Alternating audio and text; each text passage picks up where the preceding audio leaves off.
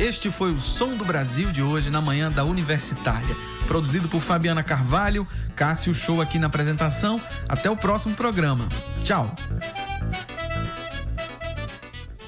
O Som do Brasil. 10h58. Universitária. ZYD 240, 99.9 MHz. FM. Universitária. Emissora da Universidade Federal de Pernambuco. Universitária.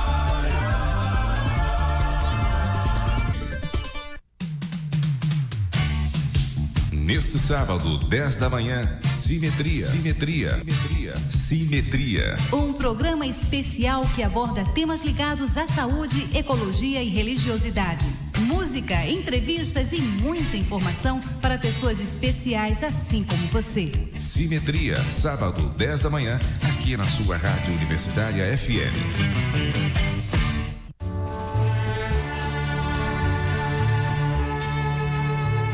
Os filmes que fizeram época, lembrados pelos temas musicais. Domingo, 14h30, a música do cinema. Seleção de Hugo Martins. Universitária FM, o prazer da boa música. Universitária FM.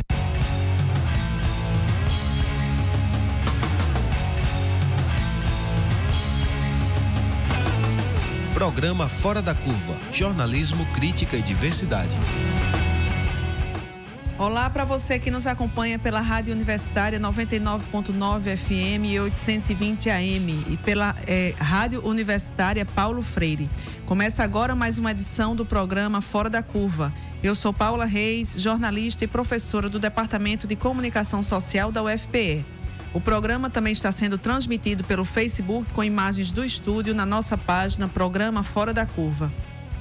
Não só por dar visibilidade a certos assuntos, mas, sobretudo, de que maneira faz com que o cinema seja uma grande força na construção do imaginário. Por isso, o cinema também é um espaço de disputa política e a resistência pelo cinema sempre marcou a produção brasileira. Movimentos como o Cinema Novo, nas décadas de 60 e 70, tiveram um papel importante na crítica social e política do país. Até hoje, diversos filmes e movimentos fazem a resistência política, propõem um olhar autêntico e também fazem um resgate da memória de pessoas, fatos e modos de vida. Por isso, o programa de hoje pergunta: como o cinema pode ser resistência? Para responder essa questão, estamos recebendo hoje o montador e editor de som de filmes do cinema brasileiro, Severino Dadá, que é uma honra muito grande termos Dadá hoje no programa. Dadá é considerado um dos principais e mais criativos montadores e editores de som do cinema brasileiro. Trabalhou em mais de 300 filmes, entre longas, curtas e médias metragens para o cinema nacional e internacional, ao lado de nomes de diretores consagrados como Nelson Pereira dos Santos, Rosenberg Cariri e Neville de Almeida. Olá, Dadá. Olá. Obrigada pela sua participação aqui hoje conosco. Eu é que estou emocionado, estou até gaguejando, porque eu sou o pernambucano da Cidade da Pedra, né? E participar com essa juventude comandada por você num programa desse que está com a repercussão muito grande, principalmente entre o pessoal mais esclarecido e jovens politizados, essa coisa toda, é uma honra grande, né? Estar aqui com vocês e estou à disposição de vocês.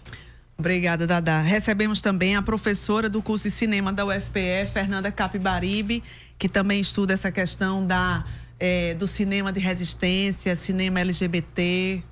Olá, Fernanda. Bom dia, também agradeço muito pelo convite, é também uma honra estar aqui. Eu acho que mais do que nunca o cinema como resistência é uma questão que é pertinente a gente estar discutindo nesse contexto que a gente vive, e vamos embora. Também está conosco aqui o realizador do coletivo de cinema negro e integrante do Centro Cultural das Artes Mangue Crio, Carbonel. Olá, Carbonel. Olá. É um prazer imenso estar aqui numa mesa linda dessa aí, essa galera resistente e ocupando, né, por direito, né? Tá na hora da gente fazer alguns reparos e a hora é agora.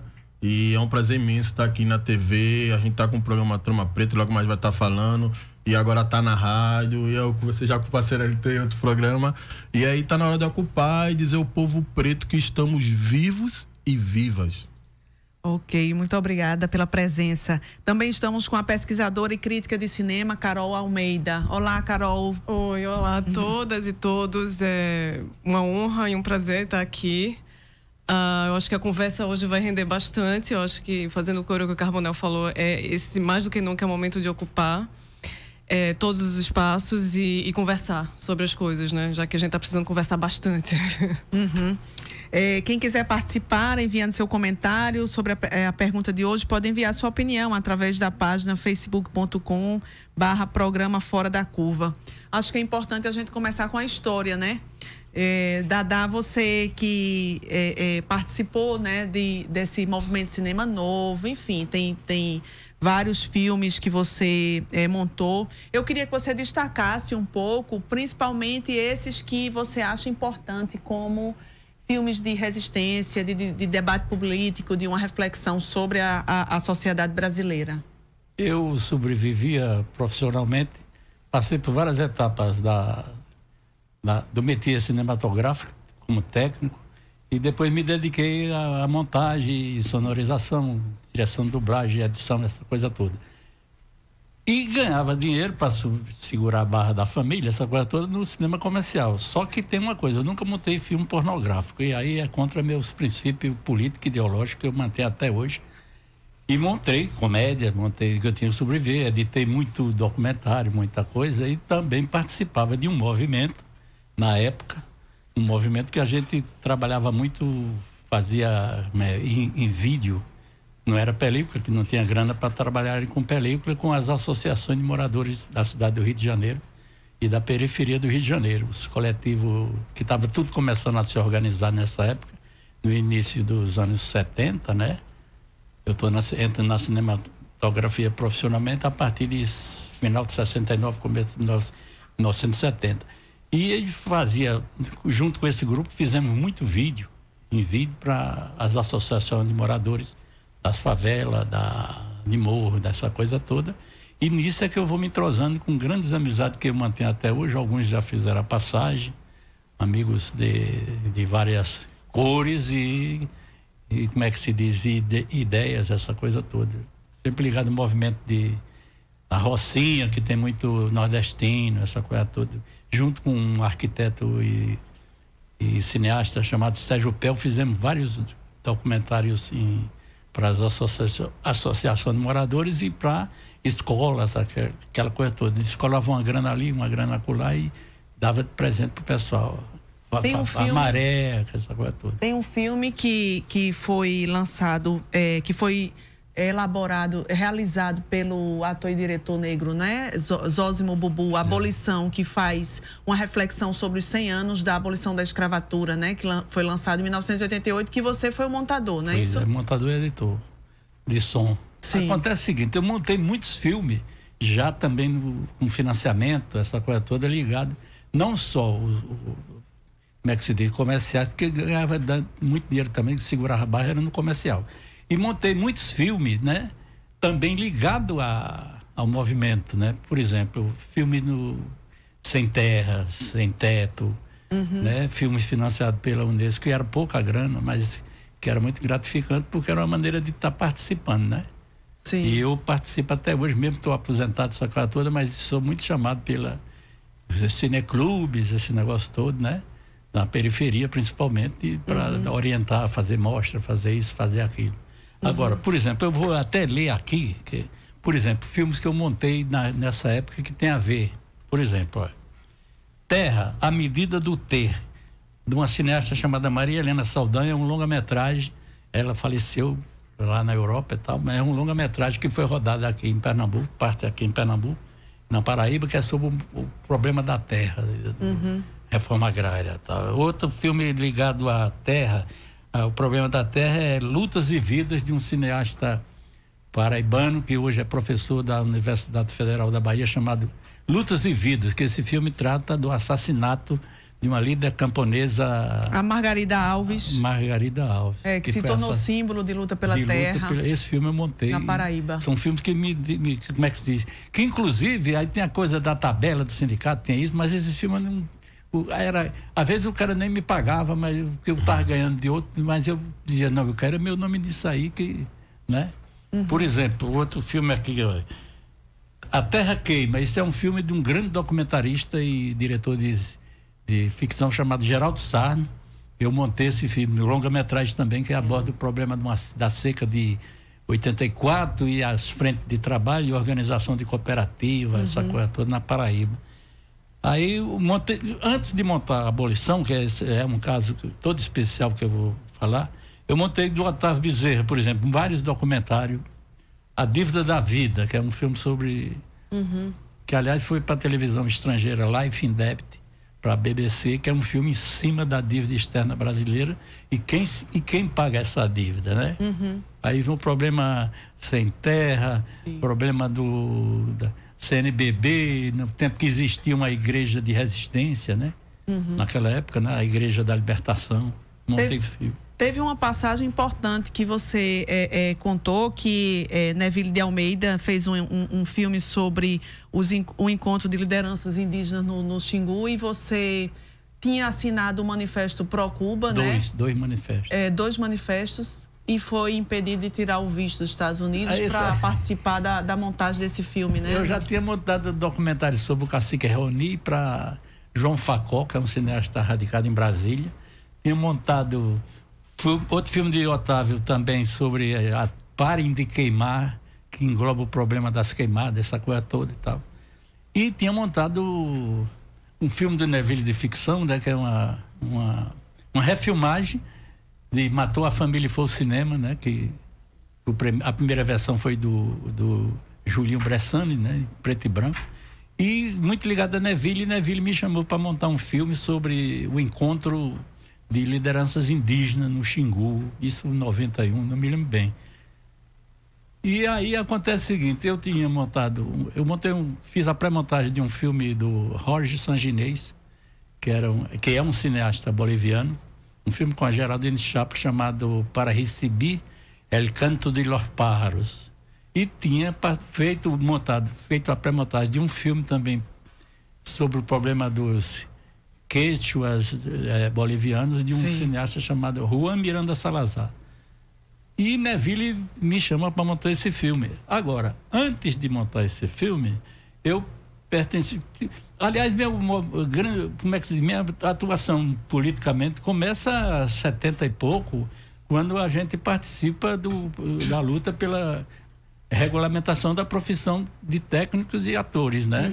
Eu participei desse movimento. Sim. Inclusive, na época, acontece o seguinte, o técnico cinematográfico eram tudo subordinados ao SATED, que ainda hoje existe, que é... o SATED é o Sindicato dos Artistas. Aí tinha uma seção que englobava técnicos em espetáculos de diversões públicas. A gente tinha que tirar uma carteirinha na Polícia Federal. Eu tenho essa carteirinha ainda como assistente de câmera, né? Isso... Aí a Wanda Lacerda, que era a presidenta do Sindicato dos Artistas, que era uma pessoa ligada ao movimento político, desde dos avós dela, que foram anarquistas italianos, aquela coisa. A gente vai né? Vamos tentar resumir, porque eu quero chegar ao contemporâneo. Eu vou resumir o seguinte. Aí eu já estava nessa participação, porque depois do SATED, nós criamos, eu e alguns técnicos, criamos a ATEC, que era a Associação de Técnicos Cinematográficos, que é o embrião do que hoje é o STIC, que eu continuo como sócio fundador e conselheiro, que é o Sindicato dos Técnicos Cinematográficos. Então, vem desde essa época que eu estou metido. E assinei, eu pertenço a uma associação de montadores latino-americanos que defende Cuba, pró-Cuba. Também pertenço a uma associação de cineastas e realizadores latinos, americanos, seção brasileira, que foi criada no tempo da gente dirigente do STIC, pró-Cuba também, né? Aí o que é que acontece? Neville diz, olha, esse filme do encontro das lideranças indígenas vai para a televisão canadense. Você tem passaporte? Eu digo, claro, eu tenho um passaporte, que eu passei 3 meses em Londres montando com Otávio Bezerra, né? Eu tirei o passaporte. E ele, que disse que eu mexia, eu arranhava espanhol, para ir com ele para acompanhar a mixagem em Miami. Eu sei que ele me pediu o passaporte e levou lá para o consulado americano. lá na Presidente Wilson, no Rio de Janeiro. E uns 3 dias depois ele me telefona e diz, olha, eu tenho uma notícia chata para lhe dar. Aí eu falei, que notícia chata? Ele disse, não, vamos se encontrar e tal. Aí fomos pro Amarelinho, bebendo chopp, aí ele sem falar nada. De repente ele me entregou o passaporte e disse, rapaz, é o seguinte, tu é persona não grata nos Estados Unidos, elemento de alta periculosidade, descobriram que tu foi preso em 64, que tu... Aí descobriu tudo, eu digo, eu sou uma persona não grata e sou um elemento perigoso. Nessa época eu era bem magrinho, né? Eu digo, meu Deus do céu, vamos tomar um porre, porque tio Sam não me quer. Pronto. Ok. Fernanda, fazendo essa passagem, então, para essa questão, né, dessa construção dessa resistência pelo cinema até os dias de hoje, você podia ajudar a gente aí a avançar um pouco nessa linha temporal? Eu vejo, eu acho que o cinema, ele dos mídia que envolvem produção de imagem e som, ele é o que mais tem essa potência de trabalhar com resistência, e o cinema ele vai potencializando as discussões ou as resistências, né, contra uma lógica de poder vigente de épocas, né? Então, o Dada, ele traz uma perspectiva de um determinado momento no Brasil em que uma conjuntura política na relação comunismo e imperialismo ela vigorava, né? E o cinema trouxe à tona naquele momento muitas dessas questões. E aí eu fico lembrando, quando eu vejo o Dada falar, de um texto do Jean-Louis Comolli, que ele vai falar exatamente isso, né? Da relação entre saturação e atravessamento das imagens. Porque ele vai dizer, o Jean-Louis Comolli é um pesquisador e também realizador italiano, e ele vai dizer que a gente está saturado, cada vez mais a gente vem sendo saturado de imagens que são veiculadas na mídia, né? Que são imagens muito ligadas a representações factuais, a situações do cotidiano.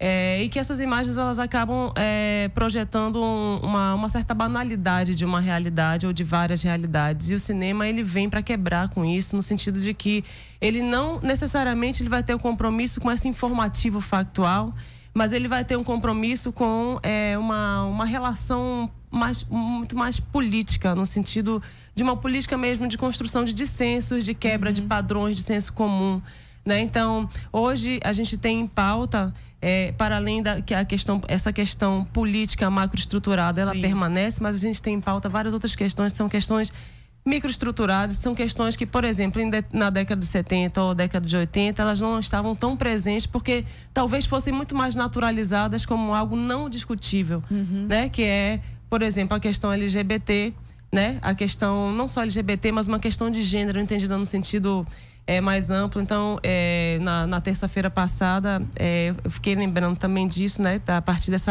esse convite para discutir hoje aqui cinema e resistência. Fiquei lembrando, na terça passada, eu fui para a abertura aqui em Recife do filme Bicha Travesti, né? De Cláudia Priscila e Kiko Goffman, no Festival do Recifest. E, nossa, saí muito emocionada do filme e também percebendo nesse demarcador, esse corte histórico, percebendo como o que o filme traz, talvez há 20 anos atrás fosse não possível ou impensável, pela perspectiva que o filme está trazendo de uma quebra com uma naturalização dos corpos no sentido do sexo e gênero, né? Então essa discussão não era vigente em determinado momento, ela passa a ser vigente, né, politicamente nos grupos sociais depois de um certo tempo, e o cinema ele tem esse papel de ir acompanhando esses lugares, esses espaços de resistência e ir trazendo narrativas que são narrativas de quebra, né? Então, nesse sentido, essas narrativas de quebra, elas atravessam, porque elas, como ele fala, elas deixam de só reproduzir um status quo ou uma lógica do senso comum, e elas vão trazer realmente atravessamento, seja pelo choque, enfrentamento, de várias formas. Eu acho que o cinema é o meio imagético, audiovisual, né? Não só imagético, de imagens, sons, mais potente, eu acho que nós temos para trabalhar com essa questão da resistência. A resistência sendo entendida mesmo, aí como Foucault vai definir, como uma contraposição ao poder, né? O que é o poder? O poder é uma lógica vigente, onde vai existir sempre uma relação sobrepujante, uma relação de desigualdade de acessos e possibilidades entre grupos, né? Então, a resistência ela é uma reação ao poder, no sentido de não permitir ou não querer ou tensionar uma lógica que é estruturada na desigualdade, seja ela qual for. Então, todas as fobias sociais, elas são fundadas numa lógica de poder majoritário, né? E aí o cinema, eu acho que ele tem esse papel como uma produção imagética, mas não é só, e é isso que o Comoli vai falar, não é só por ser uma produção em audiovisual, mas é por ser uma produção, exatamente como o Dadá vai falar, que está comprometida também com uma questão artística, com a arte, e a arte, ela não dá para dissociar na arte, e eu vou concordar, estou trazendo aí as referências, né, talvez da pesquisa, mas vou concordar com o Rancière. A arte, ela não dá para dissociar na arte uma produção estética de uma produção política, né? Eu acho que o cinema, ele tem essa liberdade, ou ele tem essa... Eu acho que faz parte mesmo do papel do cinema, apesar da gente considerar que vários filmes, eles reproduzem o status quo, e a gente vê aí, né, produção hollywoodiana, né, reproduzindo, mas o cinema tem essa liberdade também de produzir espaços de quebra e atravessamentos. Falando de espaços de quebra, então eu queria que Carbonel apresentasse um pouco a sua atuação como realizador do coletivo Cinema Negro e outras e artes relacionadas, porque você também é grafiteiro, né? Sim. Então, eu venho trabalhando com fotografia desde como era moleque, né? Que eu sou da família de 5 filhos homens, de Dona Leide e Carlos. E aí sempre comia para as férias, aí meu pai tava lá com a gente, aí sempre tem alguém para tirar foto, o pai com os filhos, né? Aí meu pai ficava agoniado, disse, pai, deixa eu começar a tirar.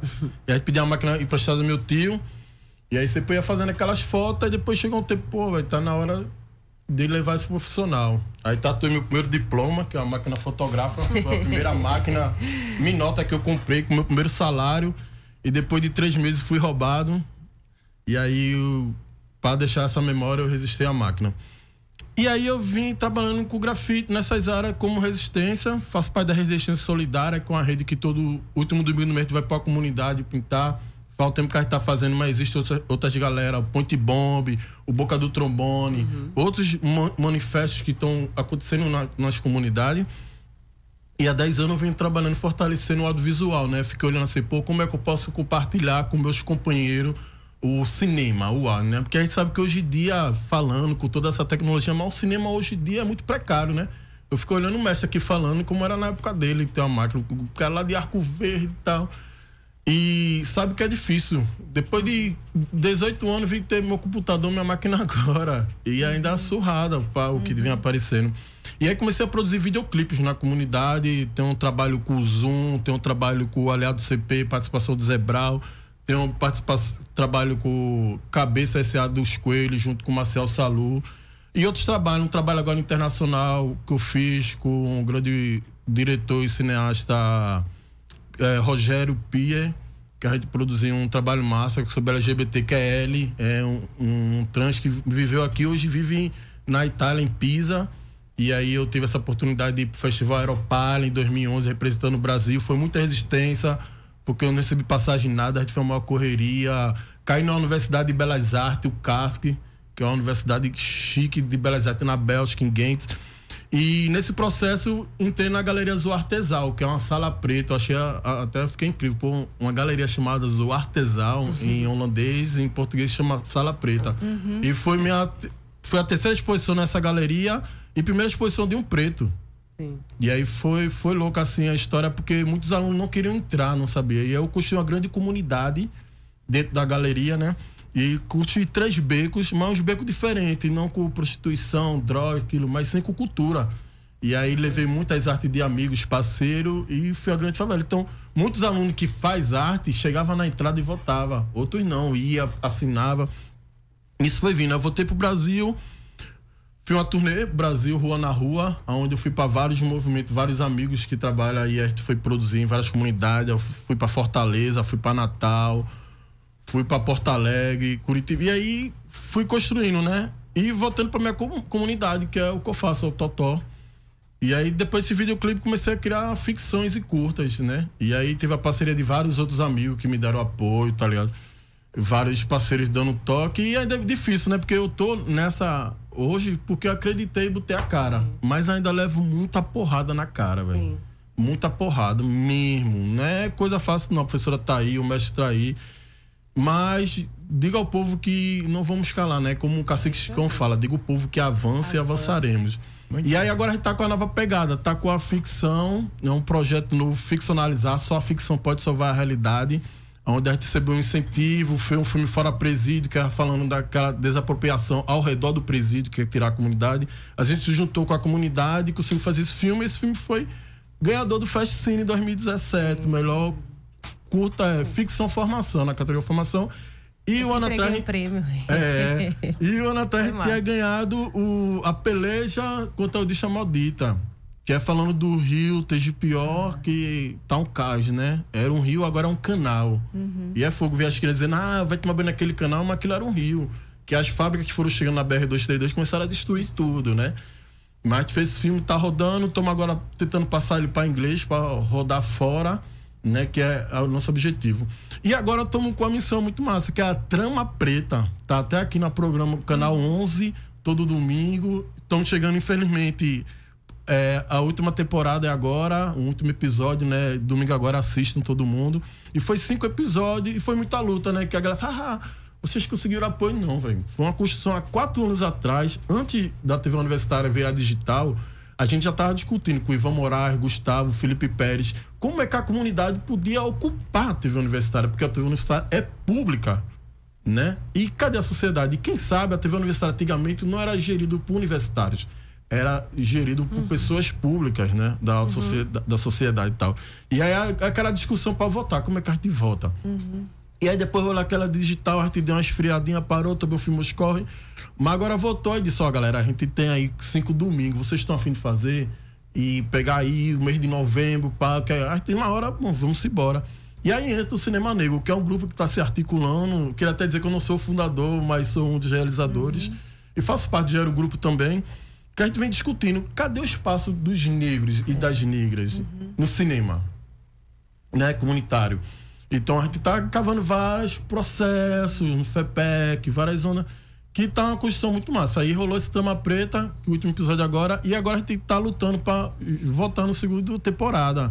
E fala até a galera que quer apoiar a turma da TV, que não seja só no mês de novembro que vamos chamar os pretos para discutir cinema negro, arte preta. E sim todo dia, porque todo dia é dia de preto. Exatamente. E aí tá na hora de ocupar por direito. E reparação, tá na hora de fazer a reparação. E como é que vamos fazer a reparação? Eu queria fazer só um comentário em relação que no começo da sua fala, tu fala que o cinema hoje em dia é muito precário em relação a antes. Mas eu fico pensando, pela tua fala, com lugar de fala, eu como mulher também, fotógrafa, como também hoje a gente não permite mais determinadas narrativas que não são produzidas por nós. Né? Então o lugar de fala hoje em dia é importante. Então, ao mesmo tempo que eu acho que você fala do sentido da precarização no cinema, no sentido dos recursos, né? Ao mesmo tempo que existe essa precarização, existe também uma facilidade com a imagem digital e as possibilidades de se produzir em vários formatos de imagem digital.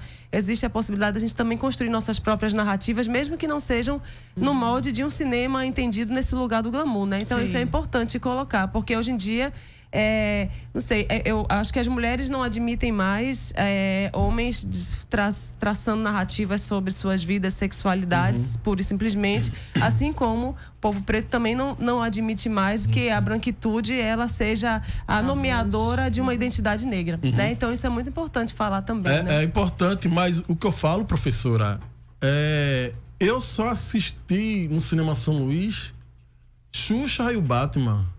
Nunca vi uma produção minha. E essa discussão é massa. Digital é legal, porque, por exemplo, agora a gente fez um mapeamento louco, a gente conseguiu mapear mais de 60 produtores comunitários. Sim. E aí, onde é que essa galera vai recuar? Não, vamos recuar no YouTube, tá massa o YouTube. Mas a gente, por direito, tem direito de estar no cinema. Agora, vamos dar exemplo. Tem um cinema lindo em Jaboatão. Sim. Tava dando uma oficina legal com os alunos, a gente programou que ia fazer o lançamento dos alunos tudo da Malvina, de Santa Leste, tudo naquela... a gente vai pro cinema. Eu nunca entendi esse cinema, professor. Sempre eu tô na praça aqui na frente. Uma grana que é nossa. Que foi desgastada. Podia investir muito bem na educação. Então, como eu preparo um filme com os alunos e digo a ele, a gente vai pro cinema e levanta essa autoestima deles, aí quando chega lá o cinema tá fechado e agora foi privatizado. A gente vai voltar de novo lá para essa privatização, a gente saber. Mas a gente não quer ficar só no YouTube, porque a gente tem vários veículos, que se a gente souber, tem vários cinemas que, por direito, reconheçam essa fala, Por exemplo, no Trama Preta, a gente tem alta cuidado de mulheres, passou vários filmes de mulheres. E a gente tá segurando essa narrativa. Mas o que eu falo é mais que não vamos ficar no YouTube porque a gente tem acesso, mas a gente tem que estar no cinema, nos espaços públicos. Essa grana que é vestida aí, você sabe muito bem que o cinema é uma elite, elite rica então, que faz, né? Que é e essa elite a passou muito tempo ocupando e pegando a grana que era para voltar para a comunidade. Então, o direito que eu tô lutando aqui, que a gente vai estar no cinema e pode estar no cinema do shopping, todas as áreas, mas tem que estar, porque existe um recurso muito grande para isso, que são poucas pessoas que ocupam ainda. A gente na quebrada não tem. Mas aí só voltando a essa coisa, assim, é contextualização, né? Então, por exemplo, assim como no início da minha fala, eu falo que eu nunca imaginava que há 20 anos atrás Bicha Travesti pudesse estar ganhando todos os prêmios em festivais. Também, quando eu vejo o Cinefest, por exemplo, essa possibilidade do Fora Presídio ter vencido curta, talvez ela não fosse nem no lugar da seleção. Então, isso, né, nem aprovado em curadoria, enfim. Mas isso para dizer que o cinema de resistência, assim como se a gente considera que a resistência ela não alcança estágios, eu estou falando aí como mulher feminista, a gente também fica engessado numa lógica de discurso do poder, né? Então, a gente alcança estágios, mesmo que a gente trabalhe também com retrocessos, mesmo que eles sejam galgados em passos muito pequenos, mas a gente alcança. Então, eu acho que é importante também a gente trabalhar os resultados desse cinema de resistência ou de qualquer tipo de iniciativa de resistência como possibilidade de mudança social, né? Então, existe uma mudança social nesses acessos também. Foi por isso que eu fiz a gente vai poder aprofundar essa questão da curadoria dos espaços, inclusive com Carol Almeida. Aí a gente tem que fazer um rápido intervalo e volta já com análise sobre a questão de cinema e resistência aqui na nossa rádio universitária, a nossa rádio pública. Fora da Curva, jornalismo analítico na rádio universitária, a nossa rádio pública.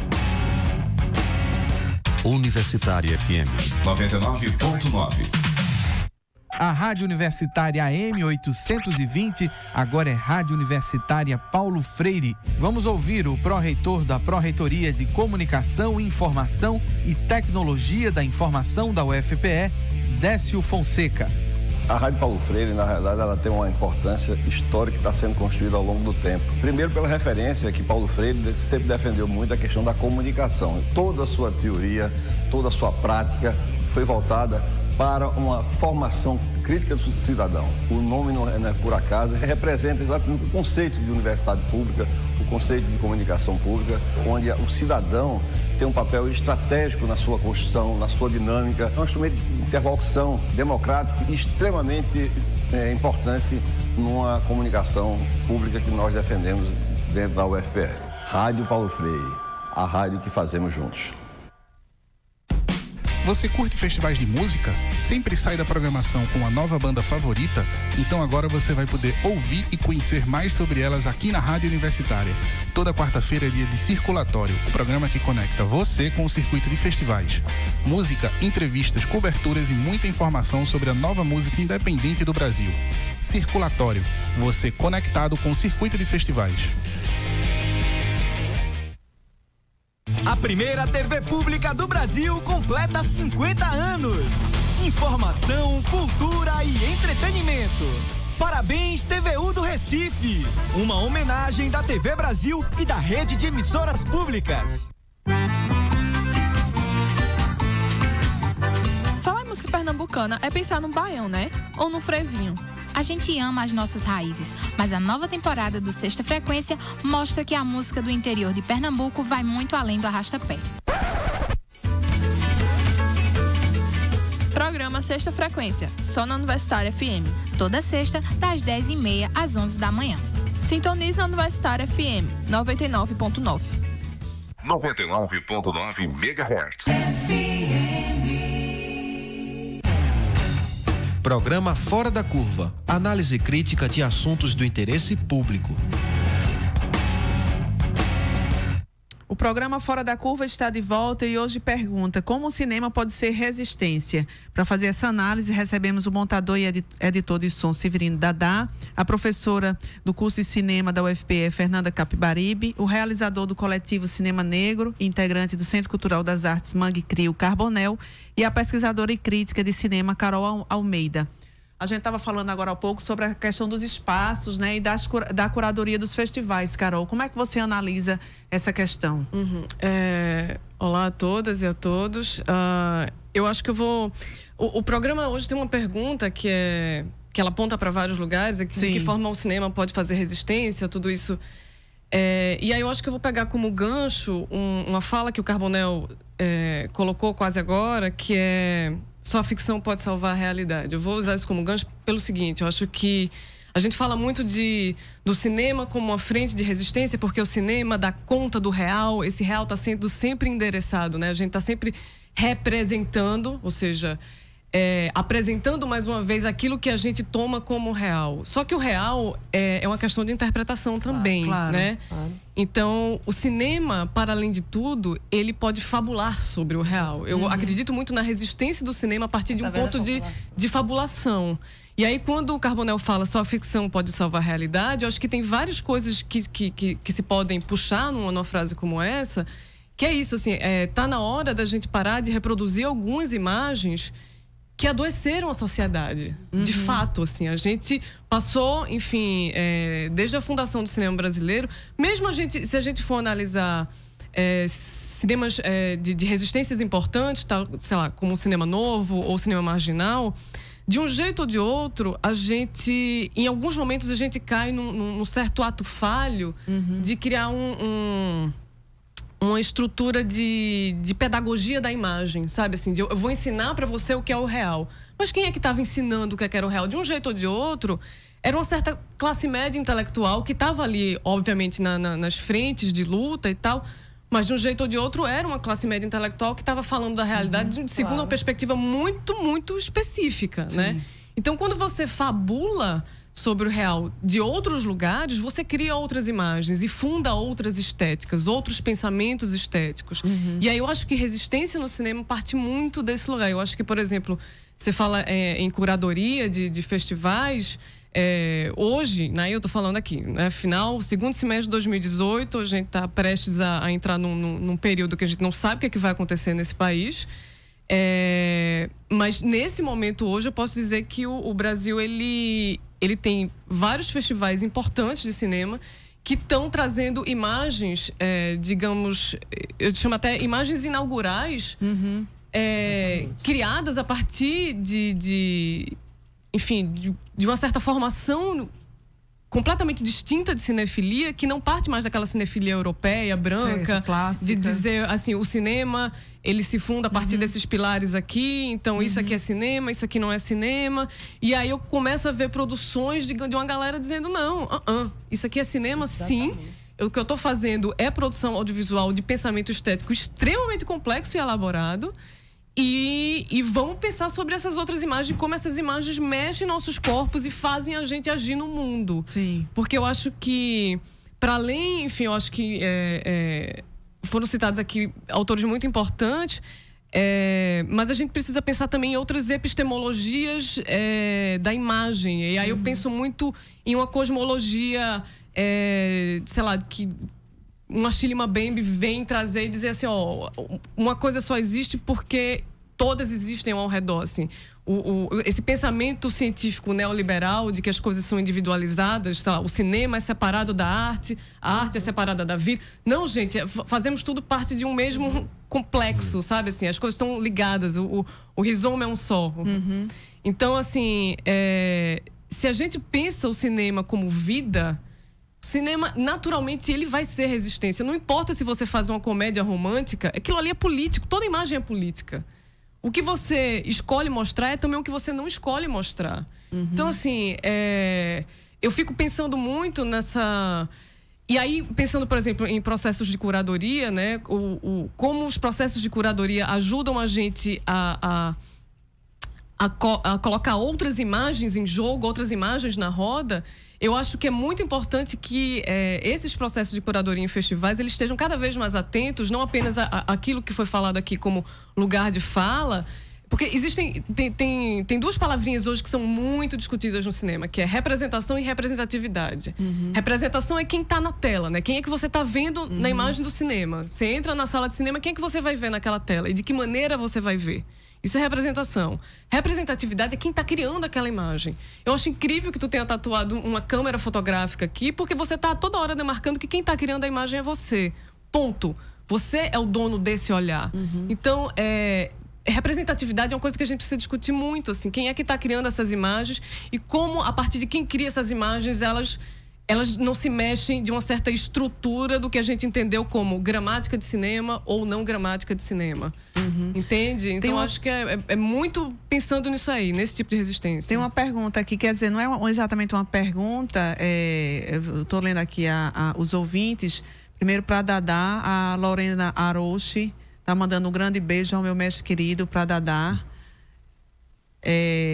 Também temos aqui um comentário do ouvinte Adriano Bezerra, que diz que cinema não pode esperar por dinheiro público, e sim patrocínio com iniciativa privada.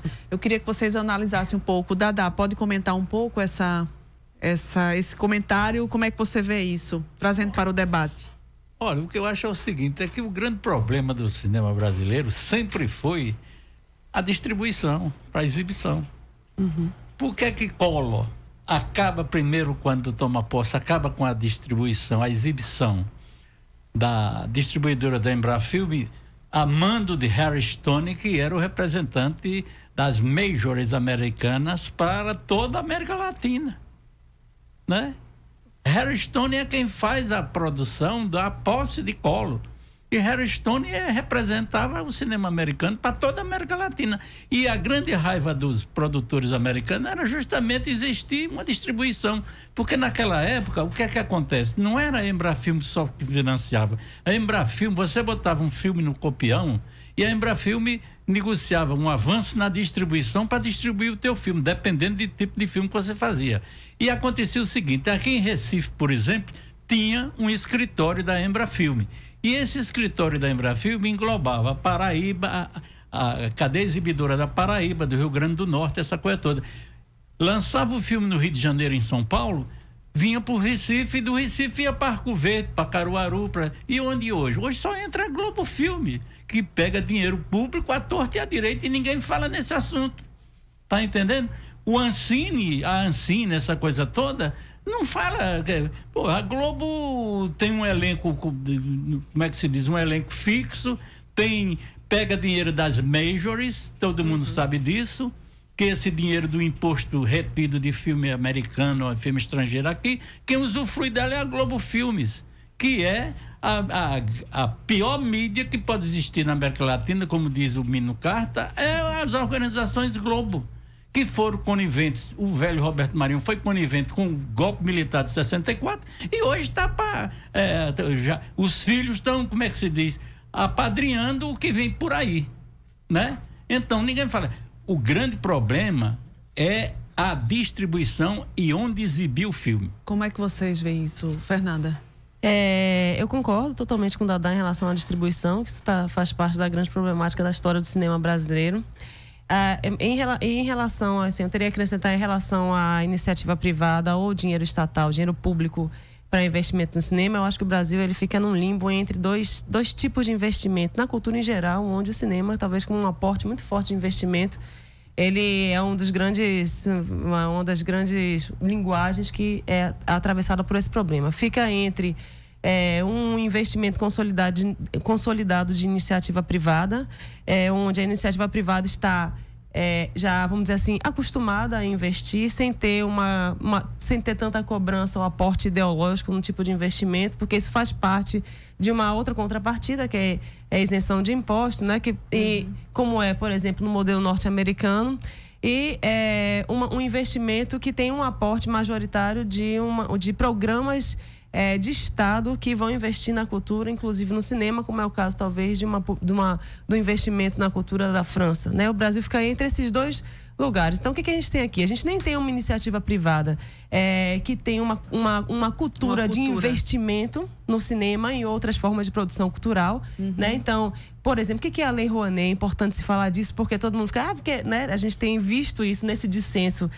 Vamos acabar com a Lei Rouanet, porque não sei quem é financiado pela Lei Rouanet. A Lei Rouanet é uma carta que o Estado dá de, vamos dizer assim, um aval para determinadas produções culturais irem buscar apoio da iniciativa privada. Então, a Lei Rouanet, ela é, pura e simplesmente, uma tentativa de associar uma iniciativa que nem é de investimento financeiro estatal com uma criação de uma cultura de iniciativa privada. Então, a Lei Rouanet é um aval para que determinadas produções possam buscar apoio de iniciativa privada. Mas como no Brasil a gente não tem uma cultura da iniciativa privada de investimento, né, em produções culturais, as pessoas, mesmo com a carta, com o aval da Lei Rouanet, elas não conseguem, porque a gente não tem essa cultura. Então, o Brasil, ele fica nesse limbo. Então, para que a gente saia desse limbo, eu acho que no atual contexto que a gente vive, a iniciativa privada, mais do que nunca, está condicionada a um aporte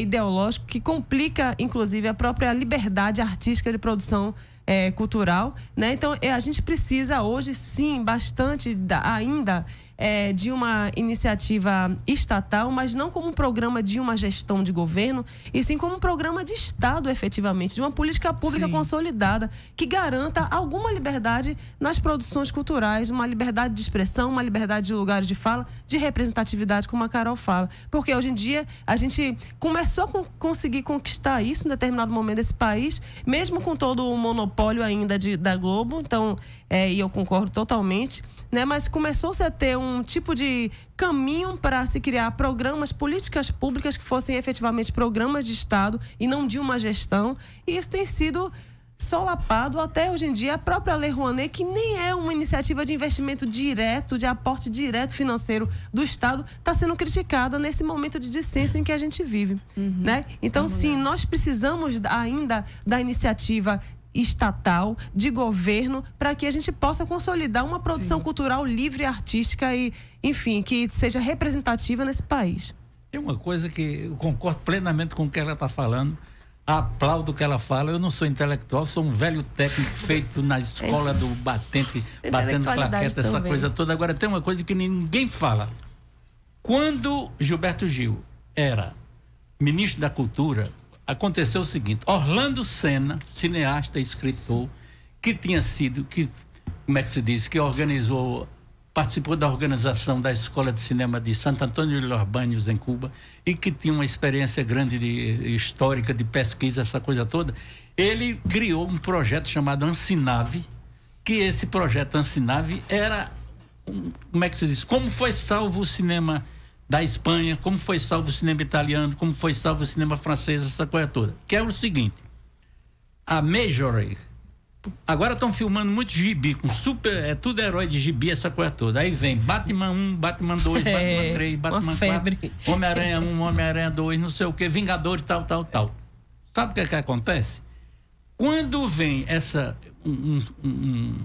um filme dessa coisa, e todo filme americano e todo filme estrangeiro, acontece o seguinte: paga o imposto de um título. Batman 1, aí paga o imposto de um título. Acontece que eles lançam 1.500 cópias e não pagam o imposto dessas 1.500 cópias, certo? Já pagaram o imposto de um título. Aí, qual é o espaço que você tem para botar o filme brasileiro?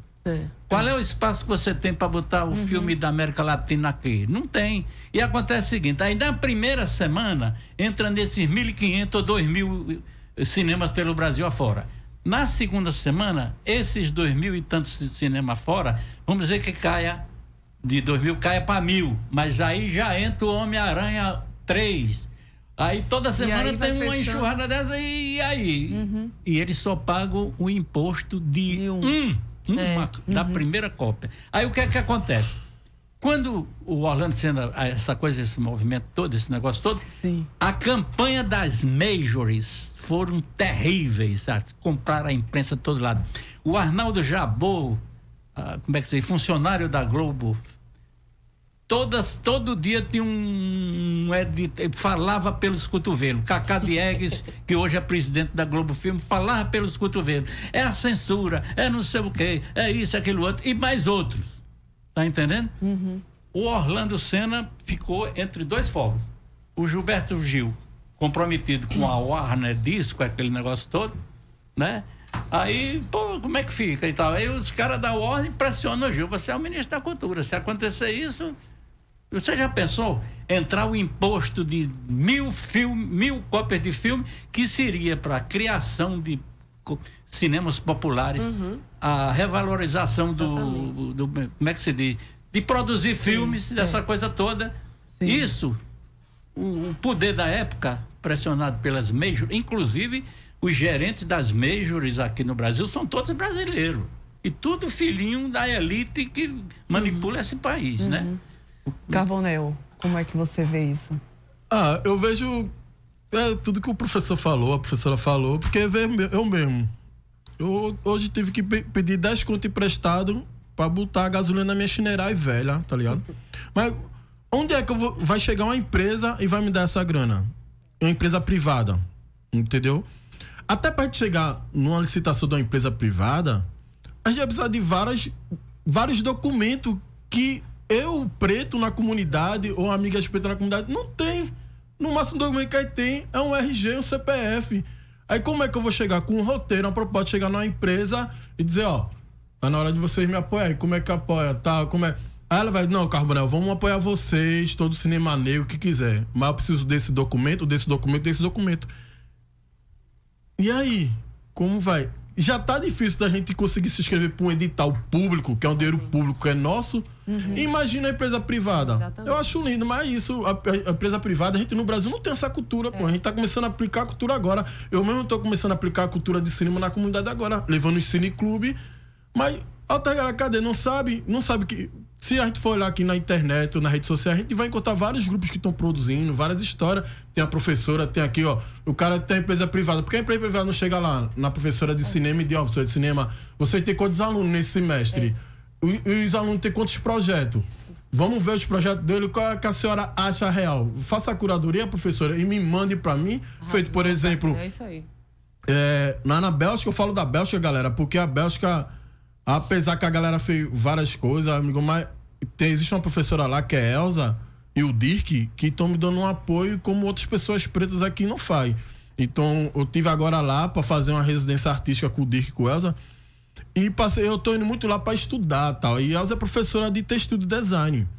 E ela faz uma correria lá que todo ano, no início do semestre, no final do semestre, ela chama várias empresas privadas para estar olhando os trabalhos dos estudantes de design. Então, aqueles estudantes que achar que tem um design massa, a ideia é massa, as empresas automaticamente estão pagando sobre o seu direito lá da sua obra e estão fazendo um tapete, fazendo papel de parede, fazendo roupa.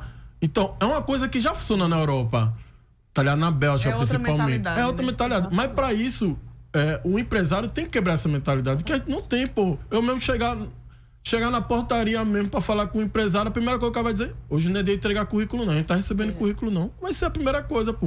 Ele não vai me olhar como um cineasta, entendeu? Não vai olhar como um cara resistente que tá na comunidade fazendo. Não vai, pô, são poucas, entendeu? Então é massa essa pergunta, mas infelizmente nós não temos essa cultura. Agora, se ele for empresário, pode entrar em contato comigo aí, Carbonel, apoiar, que tem muita coisa. Estamos aí, né? E tem muita juventude, uma galera na quebrada que tá precisando.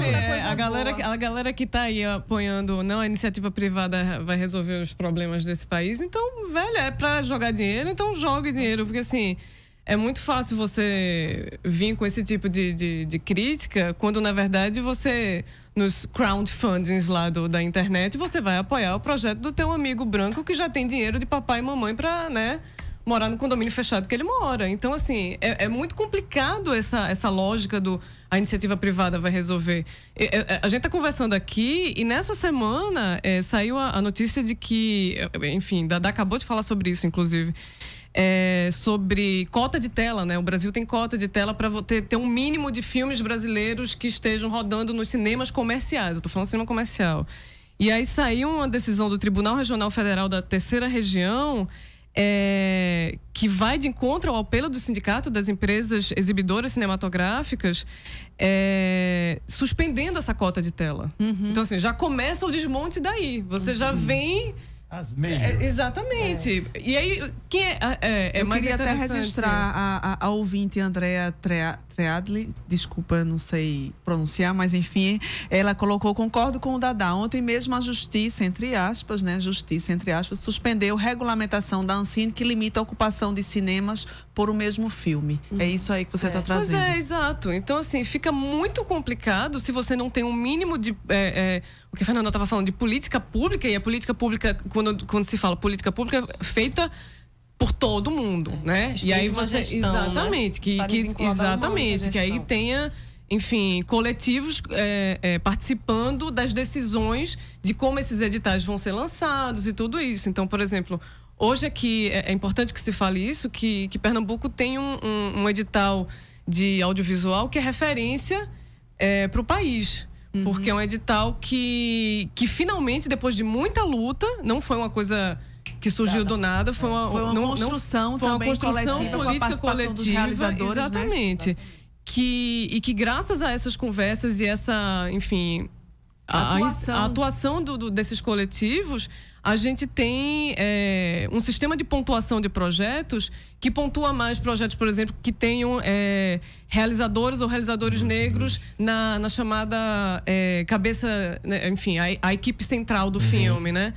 Que é diretor de fotografia, roteirista. Então, assim... indígenas, né? Etnias. Indígenas também. Mulheres também. Mulheres também. Então, tudo isso faz parte de uma construção coletiva, né? De militância mesmo. Então, política pública é isso. É construção, todo mundo junto. Então, não adianta você criar soluções... Nenhuma solução fácil é a resposta para absolutamente nada na vida da gente. Tudo tem que ser complexo. Tudo tem que ser discutido e debatido intensivamente e ostensivamente. A gente está chegando ao final, vou passar uma rodada para uma falinha final de cada Ia ser o dia todo essa discussão. Vamos voltar com essa discussão mais vezes. Então, uma falinha rápida já de encerramento para cada um. Severino, Dadá.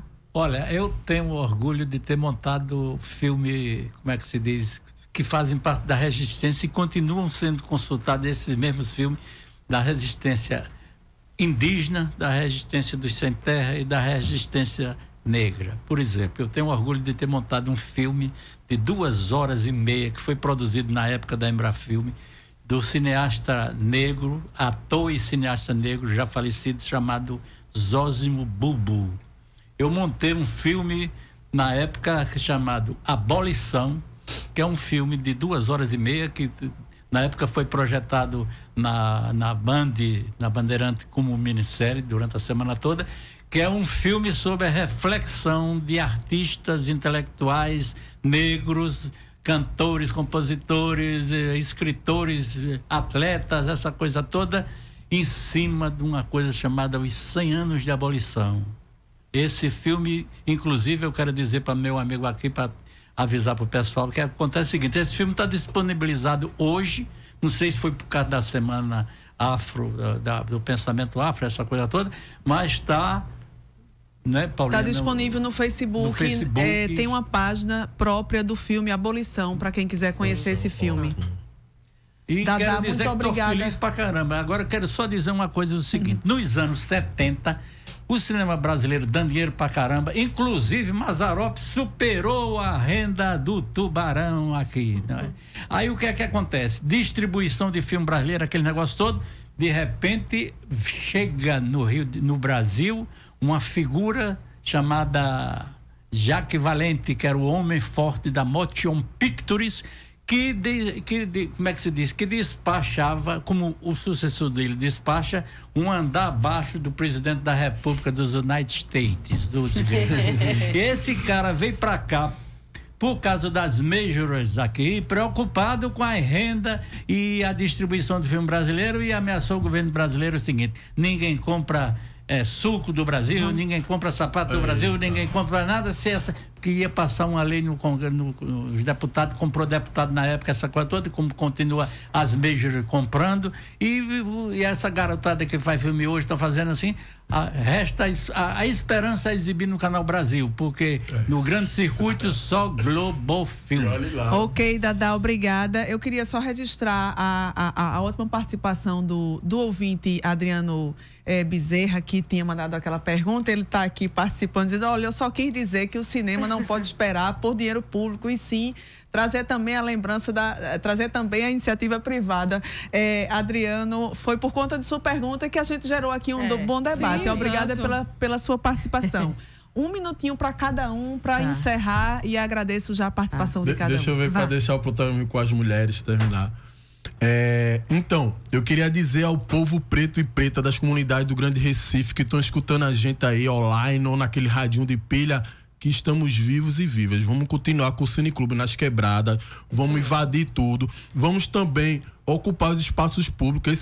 Essa grande vitória que a gente teve de cota, não é uma cota não, é direito mesmo, a gente tá entrando no edital, ter pontuação, tem que continuar, tem muita coisa. Agradecer muito a galera do Cinema Negro, o FEPEC, que estão dando muito apoio, e queria dizer também que através dessas pontuações eu trabalhei como assistente e agora eu vou rodar um filme de novo agora em 2009 e vou como diretor. Então, vou dirigir uma coisa como diretor e quero voltar aqui para apresentar. Maravilha. Fique conectado, estamos vivos. Já estamos combinados. Ai, massa, Fernanda, muito rapidamente, 30 segundos. Rapidamente. 30 então, segundos. eu só vou agradecer. Eu acho que essa discussão tem muito que render. Eu acho assim que nem toda muita imagem reproduz o status quo. Nem toda imagem é política no sentido de quebra de um consenso. E eu acho que o cinema como resistência é esse cinema que consegue efetivamente politizar uma imagem no sentido de trazer um dissenso, quebrar com esse status quo, e que continuemos fazendo do jeito que der, seja autogerido, seja não com o melhor equipamento, mas que a gente continue fazendo, produzindo, porque isso é lugar de resistência, é isso que tem instituído novas poéticas e novas políticas nesse país. Poéticas da precariedade também, né? Se não tiver, a gente vai fazer de qualquer jeito. Eu acho que Cineclube é uma coisa muito importante, a gente precisa se encontrar presencialmente, a gente precisa estar olhando no olho, a gente precisa se tocar. Se os festivais tiverem redução de dinheiro, faz-se outros festivais, dá para fazer, sabe? Eu acho que é possível criar a partir da precariedade. Agradeço a todos, a Carbonel, Fernanda Capibaribe, Carol Almeida e Severino Dadá. Queria mandar um abraço para um ouvinte querido do bairro da Macaxeira, Nelson Ferreira, um grande abraço. E esse programa foi produzido por mim, Paula Reis, Vitor Aguiar e Guilherme Falcão. Nas redes sociais estiveram Vitor Aguiar e Larissa Evelyn. Trabalhos técnicos de Marco da Lata. O programa Fora da Curva vai ficando por aqui. Tchau e uma boa tarde. O programa Fora da Curva é uma realização do Departamento de Comunicação Social, com o apoio do Departamento de Sociologia e do Núcleo de Rádio e TV Universitárias. Parceria com o Marco Zero Conteúdo, Centro das Mulheres do Cabo, SOS Corpo, Centro Sabiá, Terral Coletivo de Comunicação, Centro de Cultura Luiz Freire. Esse programa fica disponível em nossa página do Facebook e no canal do YouTube. Acompanhe as nossas redes sociais, porque nós também divulgamos por lá muita informação que você não vê por aí. A música tema deste programa foi composta pela banda Diablo Motor. Programa Fora da Curva. A gente fala o que a maioria cala. 12 horas.